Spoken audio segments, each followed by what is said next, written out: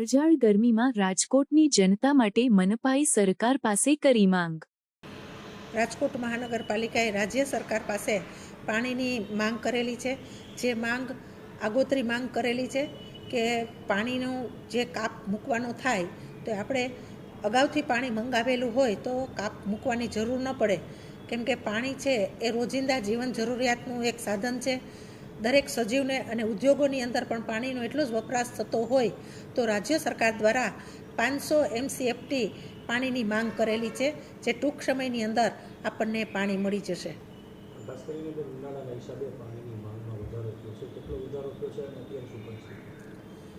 ખાસ કરીને ઉનાળાની અંદર ને આમ જોઈએ તો વરસાદ પણ આ મે મહિનાની અંદર થોડોક, જૂન મહિનાની અંદર ચોમાસું બેસવાની જગ્યાએ મે મહિનાની અંદર ચોમાસાની આપણને સિઝનની અસર જોવા મળી છે। ઉનાળાની અંદર પાણીની ઘટ ન પડે તેના માટે થઈને સરકારે અગાઉ પાણી આપેલું હતું। ગે વખત કરતાં આ વખતે પણ આગોતરું પાણી આપણને ટૂંક સમયની અંદર રાજકોટ મહાનગરપાલિકાના ડેમની અંદર આપણને પહોંચી જશે।